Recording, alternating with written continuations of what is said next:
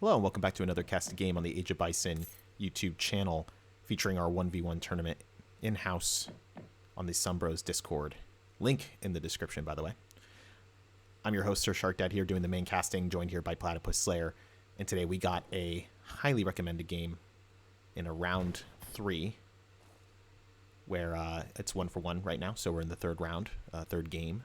And we have Pistol Pete playing Russia, sporting the red, and Popo Lim also playing Russia, sporting the blue. And we do love to watch mirror matches, but we don't like to play them.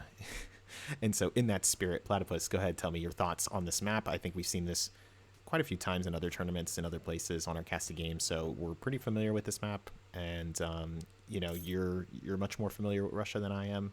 I've experienced them. I've been devastated by them, but I have not really played them extensively. And Popo Lim, I think, is a new part of our server, whereas Pistol Pete has been a pretty frequent face in our games.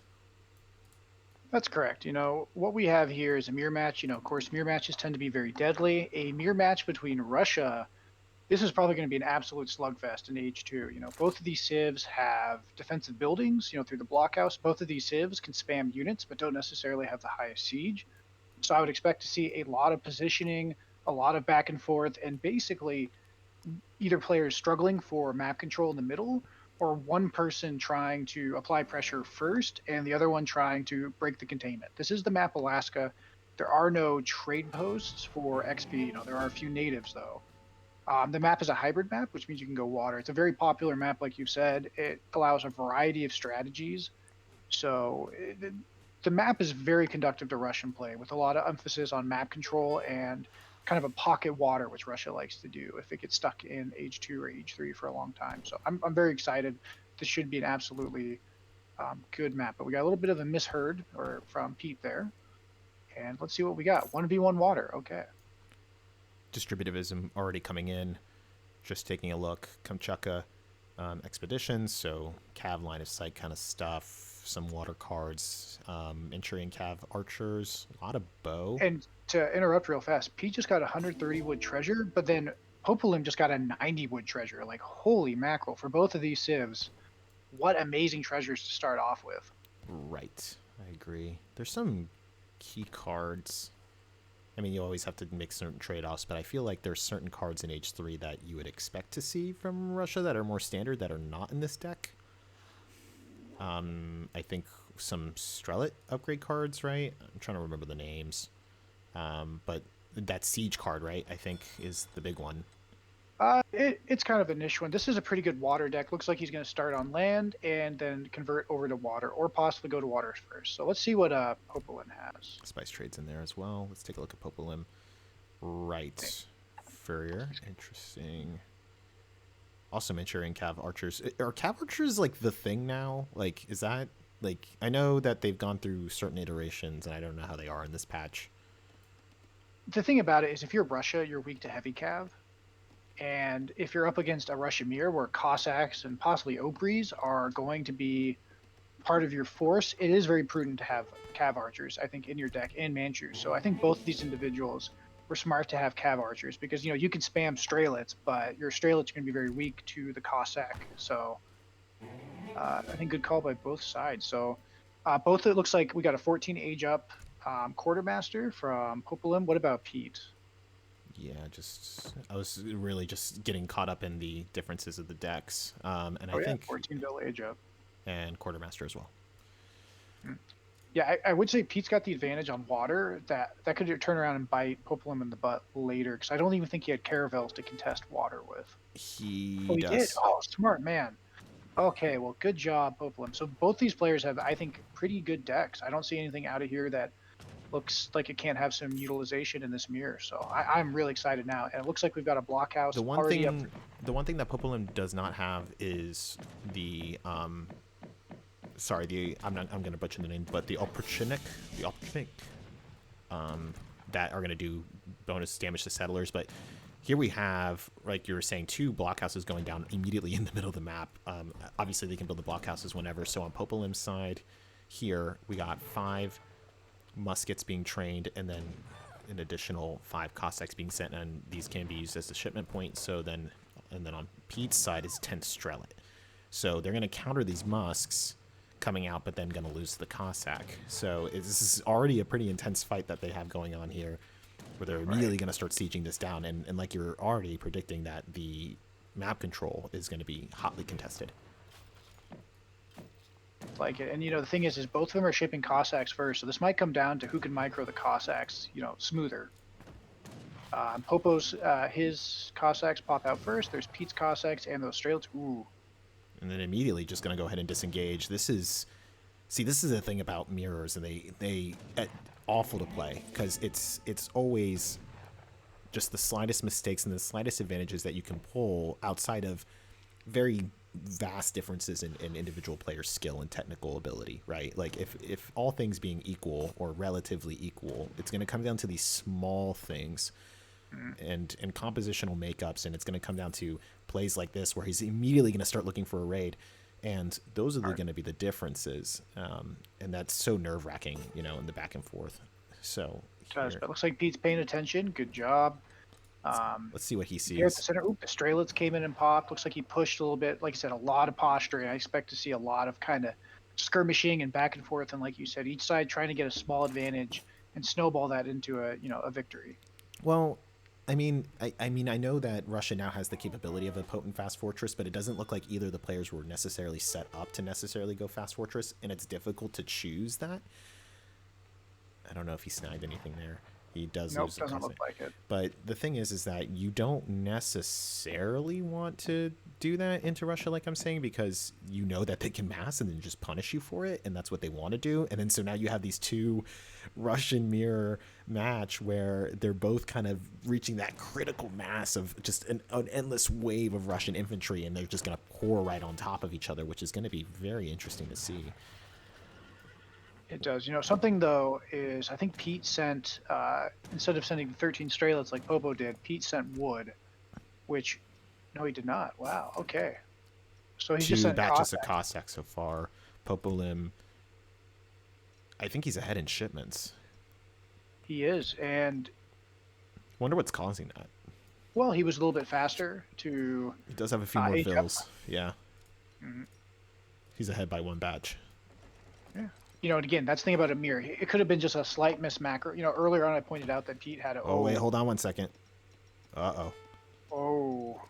And again, these small things, and immediately the Cossacks are being pulled back, so one settler going to go down here on Pete's part.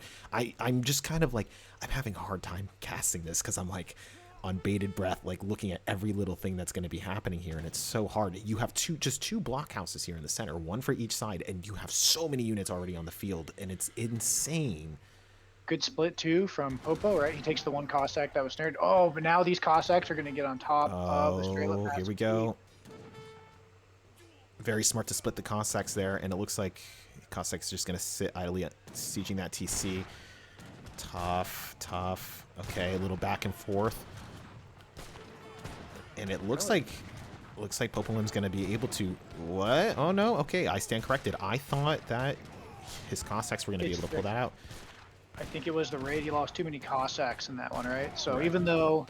I mean, now it's just two swarms of Strelets basically tickling each other, right? I mean, these are not very strong units individually, and so...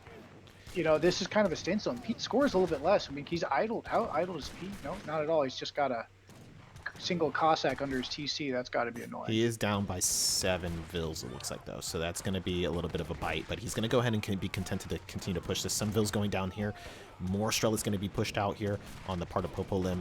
And then looking over at Pete's side, even more Strelets. And, he was able to kind of thin the herd, as it were. Just because he did have some of those Cossacks still up, but not anymore. And immediately popping out and going into melee range, and that's not looking so good. And he does have these vills here just kind of idly herding up here, and it's pushing them closer and closer to the action. You don't want that. Whereas Popolim is now content to go to berries. Now that's interesting. I wonder if he sees...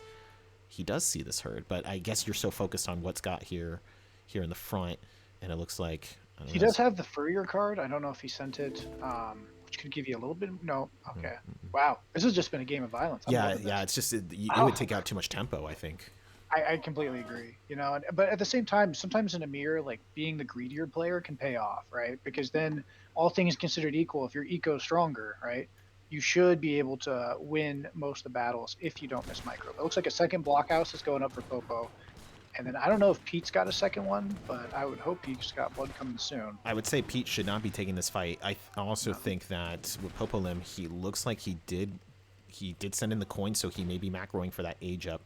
Nope, never mind. Well, he still could, but it looks like he is spending some of that res on muskets. Whereas with Pete, he could Oh, theoretically go he's for the got 3. blockhouse in a stable kind of near his Ville. So it Oh, we looks did like miss a raid, it looks like. so he's down to 21 Vills, though. That's pretty rough. That is rough. On Pete's side, though, is that, I mean, I think I would just go to 3. Honestly, you can see your opponent has committed. You got a good semi established, but now 2 stables now going down on But you know Pete's what? part. Remember, Russia is all of these units, including the Ruskets, right? They have lower base attack, so they are kind of famously weak against cavalry. If all he has is infantry and Pete double stables him, Russia's going to have to build a lot of Ruskets to counter the Cossack effectively. That would be an interesting kind of tech switch. And you, as you see, right, you're doubling down on that infantry mass. So more Strellet, more muskets, even more Vills now coming into the fray, and then now he's going to be sending in Boyars, which is going to be a nice little boost. Whereas on Pistol Pete's part, those are the Cossacks now going to come in. He needs to kind of remacro because he only has the 2 Vills on coin, so I'm wondering where he's sending these Vills now, or if he's going to try to switch these to berries or something of that nature, but he definitely is going to need a lot more on coin. And what am I witnessing? this is insane. Pete, what? why I don't even know not? what to say other than. Why not? But you know what? I don't know if a third one's necessarily worth it, but. Well, now I you would've- don't have the res for it. Probably not. Right. I I would have probably built a dock or some houses or another blockhouse with that, but well, I mean, now he this might sees scare it. the piss out of him too. To be honest with you, Well, he if I'm does a not see Russian the player and I see Cossacks. 3 stables, like I'm probably gonna be clenching my rear end a bit, like oh god. Vil difference is not too great, 24 to 34, and even more muskets. And he now sees some of the Cossacks coming out. I don't. So Will this many play? Cossacks. I mean, you And do look, need a. look, the muskets are in the back. Oh, yes. Start Well, he does have popping. some here in the front, but this may be. Wow. I mean, this may be the kind of difference that you need. I mean, what is he going to respond with? More Strelets? And like you said, the Ruskets, like as you call them, like they're not going to make. Well, I mean, better than a Strelet, but still kind of rough. I mean, look at those cab though. I mean, even if like economically Pete's behind, I mean, this fight is just absolutely swinging in his favor, thanks to all those batches of Cossacks. Wow. Yeah, it's better than if he had maintained just that infantry mass. And look at that, and I'm kind of shocked actually. Like I'm surprised at how. That's these are one of those moves that Pete did, like I said, that would have made him look like a total fool if it would have failed. But right now, he's looking like one genius, smooth yeah. effort. You know what I mean? Because like that worked perfectly. What a ballsy play, man! Especially in a game 3 when your back's against the wall. Like, I mean, credit when credit is due. Good job, Pete. And again, Popo, you're playing a clean game. Like this is someone rolled the dice on you a bit. Now you're probably thinking like, what just happened? Like I just had this man dead to rights. Yeah, that's. And now the bushes are starting to kind of run out here. He does have his Vills now sent to the side here, kind of taking out this hunt. Alaska's not really terribly known for having too many hunts, I think, unless you're looking kind of here in this center area here. And also down here, I mean, these are massive hunts, and these are now being controlled still by the 2 blockhouses. So despite the win on Pete's part, he's still behind in score, and we still have the 2 blockhouses that he needs to contend with. And now at this point, Pete only has tons and tons of stables. Well, and I think, if you're Pete, you're going to have to either raid, and you're also going to have to figure out how to get back into this game. It looks like he sent, somebody sent Spice Trade. Was that Pete, I assume? Because I don't remember seeing it in Popo's deck. I believe it is, yeah. Mm-hmm. Yep. Okay, well, that's a good way to help him with Vills, right? That's effectively, at 20%, that's effectively at 30 Vills. So he's got 14 on food, so. Scouting this out. Hold on, 5 Cossacks. Let's see if he can get anything. Nope. He's going to miss those Vills, yeah. And there's What no about point. the ones near the gold mine in the south? Okay, Popo, man. Popo limit good. immediately. I mean, he had his army kind of chasing and screening these Cossacks, and so he knew to kind of pull those guys back. But Now that that's so much idle time though. it Like is a that's lot of kind of idle a time. bummer Mhm. because I mean you're idling your entire eco. Yeah, but it's Whoop. still gonna do all right. Oop, now we're going to water, and I think this is gonna be how Pete gets his way back into this game because I mean, he can play ring around the rosy, but with his eco being behind the way that it kind of scales, he would be kind of forever stuck, and that's exactly like he's just running around idling, And trying to buy some that's what you time. want to do. I mean, like he has his whole army here. You're having him kind of run around. His eco is going to be totally miss macro. 36 on food with nothing on other res, and you can kind of try to push these. Well, 3 blockhouses is going to be tough to push with an infantry mass that is kind of lacking here. You know, so what are you going to do? He's still kind of massing. Ooh, some idols coming out here. Not that they're idle, but you know they're Probably going to be some dead vills if he spots that. I mean that's risky, but you know again if you're Pete and you're probably playing so focused right now. You know these are little things that can kind of go awry. We know that the AI and herding left to its own devices is pretty adventurous to say the least. So right. he does have a dock though, and I think you know having some safe eco And is going to schooners definitely now be coming important. in. So I think maybe just delaying the game, like you're saying, just kind of running the Cossacks around, running the army around, not letting him push, trying to get his macro off base. I mean, he's still able to get his units out, though. I mean, this is still a very, very sizable mass at this stage of the game. You know, to this point, you know, you kind of want to idle it, and then because you want to get that water boom going, but I don't know. Greedy in the face of this is a lot of siege, you know? But it is. But I mean, at the same time, Russia kind of has a low siege. So even though it's not the highest siege, but nonetheless, he should be you know using his economy advantage. Oh my God, Pete, What is going on here? risky. Boy, the Russians are at home in Alaska, aren't they? Wow. Um, Oh, is this going to be the dedication? I don't think so. I hope not, at least. Oh, jeez. Oh, I think he's trying to kite a little bit with the straylets, but again, you know, the pathing. Yeah, there's a lot of body blocking going on there. Yep. Now he's kind of pushed back. Wow. I don't know if that was the right move from Pete, but I think that Popo needs to be a little bit more aggressive here. I think he needs to get, you know, Pete under pressure. Now that he sees those vills, he should be thinking like, thank God, here's my, you know, here's my way to seal the deal. Scores are still pretty tight. You know, I don't know. He doesn't have enough cav to really make the biggest of differences against this mass. Does Popo? Oh, he doesn't see the vills. He does not He yet. doesn't see Red's vills in the court. Wow. Can we go back? Oh my God. That's hilarious. I don't understand. Oh, he like, oh, those are the luckiest villagers. I don't know what like the Russian local like, you know, saint of luck is, but Pete must have definitely been praying to him the day before the match. Man, Some Cossack coming out on Popo, Popo if you're limbs. watching this, we fault you not at all for that. First, we're like, why don't you get in the vills? But I mean, it just happens. That's an RTS. That's you know on a random map. That's how it goes, man. So it, oof. Tons and It's now tons of tied. Strellet. Tons and tons of Strellet coming in on Pistol Pete's part. And I would say he needs more Cossack, but you know, he's got a few because on Popo Lim's part, lots of Musk and Strellet of probably equal proportion. Thereabouts 43 to 51. So, you know, the Cossacks are not going to be too effective unless you have them en masse. And then he does have a stable now, and he did train a batch of Cossack. So this is going to be kind of rough because that's exactly why. Oh, man. He did find. All right. Well, you know, Caster Curse, right? We had kind of mocked Popo for not being able to see it.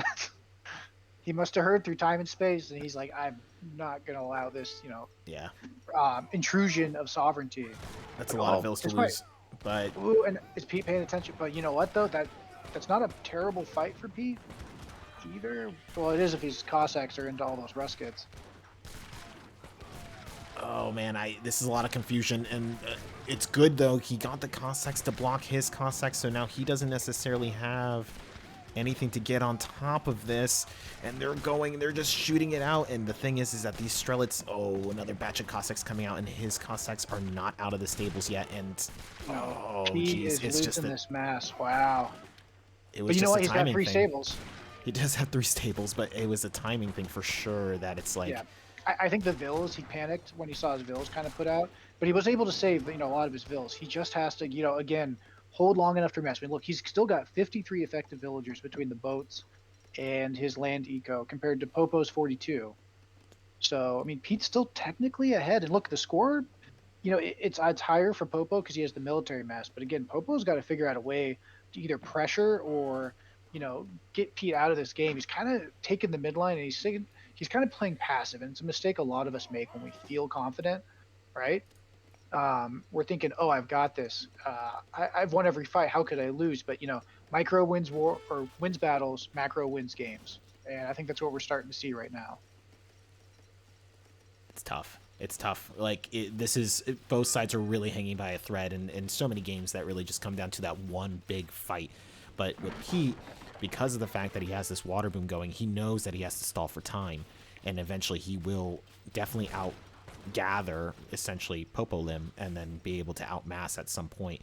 And That's again, the Russian Saint of Luck. That stable has withstood like 3 pushes now, has not been repaired. It's still going. I think this might, again, caster curse, right? As soon as I mentioned something, this might actually be the end of it. But yeah, he needs to get this batch out now. He's gonna go ahead and let that go. No, it doesn't make it. Yes, it does. Close enough, man. Very good. Now the thing is that Popo Lim is at critical mass. So despite the Pistol Pete's best efforts of he's got that water boom going and he just needs to delay. You got 3 blockhouses here on your doorstep, another stable back here. He's got 45 vills. He's not bad in terms of eco. And Pistol Pete, 62. That's really good. This is a lot of boats, but you look at that. Pete, wait. And now Pete's adding multiple docks. I think this is something a lot of us don't do. If you watch pros, like somebody like Don Hardy, he'll do like a 6 dock boom. Oh, geez. If you're stuck in a stalemate and you feel like you can get away with the time, more docks, especially in Age 2, it's like almost like a TC when you think about it. You think the Portugal free TC per an age is strong? Like, what about 4 or 5 TCs in Age 2? And now those scores are starting to even out very, very close. And Pete is just biding his time. He still has another stable. I would say just keep making them cost sack. We have exactly the same compositions that are going to be facing each other here. And the difference is going to come down to micro, like you're saying. And if anybody can get a really good raid here, it would be on Pete's part, just because, a lot of his eco is going to be relying on boats. Is Popo going on water too? Because it looks like he's got some buildings on the shoreline. He does now have 2 docks. Smart from him. Wow, man. Both of these players, I have to say, they're showing a lot of comfort with Russia. I don't know, Popo, if this is one of his means. I know it is for Pete, but, again, I think this is what I said at the beginning. Like, when the res start to run low, it's great to go water for Russia, and now you're seeing why. Because your economy, look at that, 71 vills in Age 2. It's a good feeling. Even 50 vills in Age 2. I mean, yeah, Popo Lim's part's 50. And both of these civs, they love Age 2. I mean, they'll sit in Age 2 forever if they can get away with it. But I think, Pete's score is almost evened up. I think he got off the boom first. He had more villagers, even though he was very risky with them. And I feel like this is going to start to snowball in Pete's favor if Popo can't finish it. We've been saying that for a while now, but to Popo's credit, I mean, he's won just about every engagement. Right, now we're in the boat race. But on Popo Lim's credit, Exile Prince. This is one of the things that I've kind of been hinting at, is that if you can get to the Age 3 switch suddenly, have your opponent panic because all of a sudden you have these 2 Falconets, and that's going to absolutely cull the infantry mass that you're up against, especially those Strelets, and then you're going to have an effective force with the costs that come in to sweep in. Right. And so that would be the huge difference, I think. And, I think Pete can go Age 3 pretty much soon here, and I think maybe that's the intention, and it would be good for him to do so, because he needs to be anticipating the fact that Popo Lim is going to have... And Popo is now scouting the water. Are those caravels that he's scouting with? Yes, he is. Yep. Huge. Okay. So that's going to be interesting. So that's going to slow down the boat boom on Pete's part. And then also now he's going to be Age 3. Now, he can't send in a shipment yet. He doesn't have a shipment card. But he can get those veteran upgrades, which will make the difference. And that's a bit of a thing, too. Like you said, if he'll need to get that unit veteran upgrade in ASAP, because typically with Exiled Prince, if you don't have a shipment ready for it, you've now spent 2,000 res to wait. Ooh. Forward hurting them. Immediately seeing this. Good stuff. Oh. Okay. All right. Get on there. Yeah. Okay, so... And then and that force is just going to be sitting right on top of him, just standing right on his throat. One Vill's starting to go down and not going to be able to secure much else because the army is just sitting right on top of it. And then he's not going to be able to do anything about this because as his fishing boats are just going to slowly pour in, Pete's just going to have to shrug his shoulders at it because he has no navy to really respond to it and no more res on this side of the water. But I think the whales are out here, so he's kind of controlling those coin sources now at this point. But Yes. to But respond, it looks like a bunch of boats got passed to the caravels, and it looks like, oh wow, Pete's building 3 caravels. 3 caravels and sending in the 2 falconets now that he's hit H3. Popolim still does not have a shipment, but he's going to have the veteran musketeers upgrade. So this is the thing. This is going to be the critical moment, in my opinion, in the next 2 to 3 minutes. And I'm not even looking at the timer. Because what's going to happen is that these right away, veteran upgrades immediately stacked up on terms of the res. Falconets will follow up right behind it. Caravels will now come in to cut off Popolim, and then he's going to have to go ahead and What push. value though for his his caravel shipment, I must say, excellent job there to get some value. But I think you're right. At the end of the day, Pistol Pete's more laser focused. He aged up. He got his vet up. And now it's Pete's game. Now the momentum I think is about to swing. Right, he already got his money's worth out of the boom. So now this is the push. So Vils are now going to start to go down here, and it's all going to be on the micro here.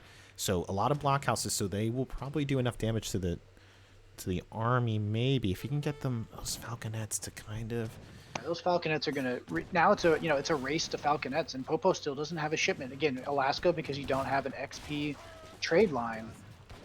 Shipments. Oh, he better be paying attention. He better be paying attention here. I think he is. Good job, Pete. 1 blockhouse down. I did see Popolim kind of start to train. Oh, I'm freaking out. Look at this. Ooh. Those falconets are trying to be microed. Oh, this is a lot going on here. Ooh. That is a lot. Good kind of drag Falconet blocks, going down. Falconet, second one. Oh, still up. Does it get another shot? It's kind of frame dragging, and it gets another shot off. Get another shot. Ooh. Does it do it? It's still going. Okay. But most Cossack mass is down. Musketeer's still up on his part. Still has the Strellet mass. I mean, I think Popo. I mean, he wins the fight, but he's only got 62 Vils compared to Pete. Probably had 70 something last we checked. So I don't know. That's rough. I think Pete's because on the now, back foot again. Yeah, exactly. Because now he's gonna have the 2 Falcons, no Cossack. I wonder what caused that. I guess maybe the Falconets being in the front like that with the dragging. I think it was that. And then remember, this entire time, Popo, he has had the bigger army. So even though Pete, got his vet techs, he got everything up. Popo was able to as well get all of the techs that he has needed enough res for H4 here. Look how much res he's been floating. And he chooses to go H4. This is insane. Look at the amount of Strelets. Oh my goodness. There's so many of them. And Pistol Pete he does have another 2 falconets. He did get an artillery foundry here. He does have his boat boom coming in. The score, though, has just finally switched for a little bit there. Oh, and then it goes back down. That's the thing about Russia's score, because everything goes in blocks. Like, the score is usually understated, and it switches back and forth. He doesn't have any anti-cav. So this is all just pure Strellet. Oh, good job. Did he get the first shot? Did he get the first shot? Oh, he takes a Nice. That's huge. That's another shipment. 1 falconet going down. And then his should fire first. Yes, and he gets it. Boom, So, and then that second falconet going down. But wow. I think that might have been the decider, to be honest with you. Pete getting more value out of his falconets. But we'll see. Yeah, Pope, I think this mass is going to die here. Finally, I think he has enough Strelets. Are those Opries? Those are Cav archers. They're not going to be able to do well. He's got a few Cossack here. He's getting on top of it, so it's smart to have the anti-Cav here. But yeah, it's not enough because you can't really put them out in front because those Strelets are going to eat them alive. Exactly, and they can't really kite like Dragoons, right? Because they have the draw animation, so it's kind of like it's harder to do. Yeah, they do at least have snap block now, right? So. But again, Popo was going H4, so now we have another thing, kind of like we did last time, right? 4 Popo goes Falconets. 4 Falconets. Look at this eco. Look at this is Pete with his wood stacks. Pete, tree loving Pete. Oh, both of them have wood stacks. Both of them have wood stacks. A carpenter in his past life. Oh yeah, you're right. Is this just a hashtag just Russian things? Like I'm just no gold, no food, or no gold. Okay, so Pete has now surpassed him in score. You're leaving a falconet behind, Pete. Let's take a look at that. I don't know if you're gonna just save that for later as a snack, but I think you're gonna need it. That guy, he was late to show up for muster, so now he has to sit at home. Another 2 falconets coming in from the engineer and 3 culverin. I hate seeing these culverin. Oh my gosh, it's nothing more frustrating than to come up against a bunch of culverin when you're just trying to get your falconets out. Here they go. Wow, good job though. I mean, again, Popo's doing the right things here. I'm trying to snipe those falconets at Pete, but he's gonna. Does he have any other blockhouses? He's out. I mean, he's got plenty of wood, so. Yeah, I mean, no issue there, because as in well, he's not asking, you shall receive. Though. Oh, of course. He's not building bills though. Oh, here's the Culve, but he is going to lose those Cav archers. Pete is going to go ahead and just get some damage out. Culverin are still trying to position themselves. He's got some vills in the fray here. I wonder. I think he lost too many. His Culves were being too sneaky. I think the tree and the pathing. Perhaps they are starting to get their shots off, but he is going to lose those falconets now, and he is going to lose a lot of that Strellet mass. This is intense. I wonder if Pete is going to go ahead and double down. He's going to go ahead and make more Cossack, more Strellet, and he's not even going to be concerned about going H4, although he probably does have there's the resource that in command. Oh, there we go. I mean, I'm glad he didn't commit it because you have so many Culves, so I stand corrected. Well, I think if you're Popo, like look at that. You went to H4, but you're look at the Cossack switch. Look at the Cossack switch. Oh, come on! Right. Wow. I'm not even looking at vills or anything. I'm just shocked. Like Popo Lemon now going 4 falconets, more Strelets coming out. I think it's too late. He doesn't have anything to deal with the Cossacks. He's H4. Get out of here. Spent, all those resources, but he's fighting with H3 units. He doesn't have enough resources to get mage up. Yeah, to your point. Yeah, exactly. And then Pete is going to go ahead and shove the gap. He's making even more units on top of this. Insult to injury. But hey, listen. Oh, there's the Falcons. A couple falconets. We'll definitely take out a Strellet mass, and then all of a sudden, right? And I'm wondering where his Cossack are. There's a few there. Can't really do much, not enough. He knows that there's falconets there now. Some muskets. He looks like he's got some Cav archers out. Good. So he's trying to tech switch into this, but I think going H4 was a mistake. I think he needed to have a clear plan of macro when you go to age up, right? You've got to use all those resources and get them to pay themselves back as soon as possible. Until he gets these upgrades in, though. We say that, but now he's got the upgrades coming in. Now he's got a couple falconets here. They're starting to go to work. Cav archers dueling with skirms. Pete kind of runs off. Oh, but interesting that he looks like there was a raid because we're down some villagers. He was at 65. We're down to 59. He's got 20 idols. Wait, look how many villagers were in that blockhouse. Down. This might be it. This might be the GG. I still think with guard upgrades, I mean that score difference is massive. One falconet just bravely facing it down. It's going to go down there. And all those vills are just going to absolutely wiped. And then insult to injury, like I keep saying. More Cossack. Here comes the Cossack flank. I mean, Popo, he's drag boxing. But look, it's kind of caught him. It's Strelets, though. It's Strelets. And it's so hard to drag box on these TPs. And he calls the GG. Wow. What a freaking game. Oh, my goodness. That was freaking I have nothing to say. I have nothing. I want to go over it. I want to watch it again and cast it again for all the things that I missed, That was intense. Well, first off, both Popo and Pete, they played really solid. Again, I know we're not 2K ELO players. Like you said, we're all mid-level, but both of these players had good ideas. They followed through with their ideals relatively cleanly. And again, in any mirror, it came down to the tiniest of things at different points. Popo could have totally closed out Pete. Pete could have totally thrown or gotten flustered or kept, making poor decisions, right?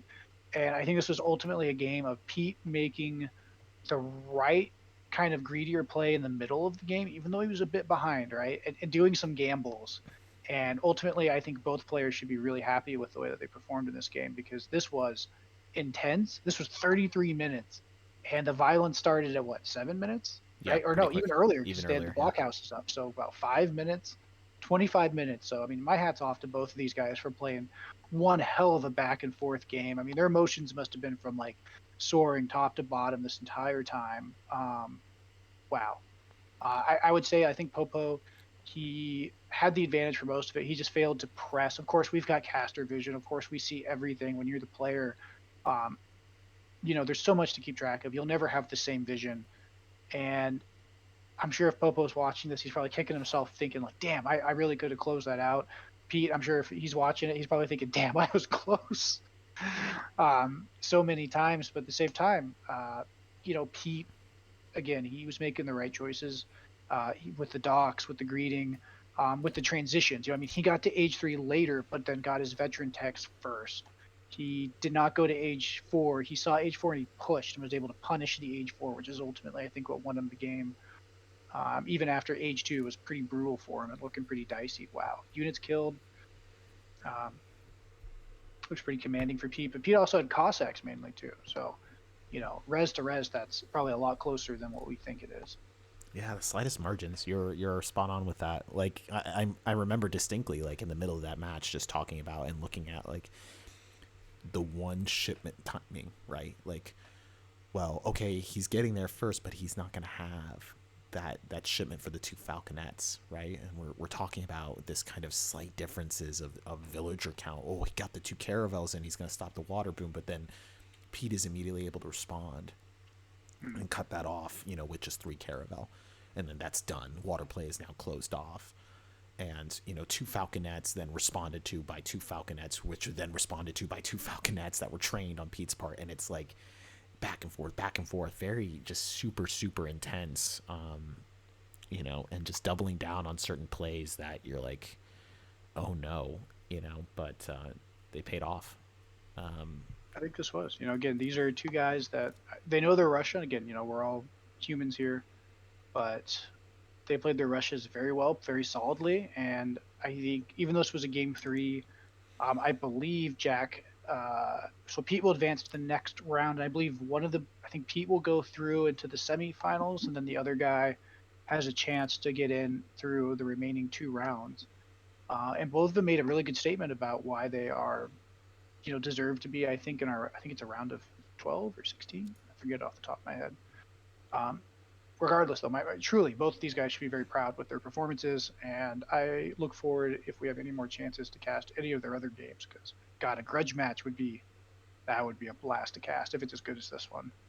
Yeah, mirror match is always, like, it was the same with Iwo and Vindian in the House of Mirror that you and I casted as well. It's has the same kind of quality to it of just this kind of both players are picking a main and they happen to be the same thing, right? And you get this very intense but slightly varied looks at the same civ. And Rush is a pretty straightforward civ, so it's kind of fun to just see like this kind of civilization that is very much made for one specific thing, and it's like who can really mass units, right, and do that really well, and so you can kind of see exactly in this graph like that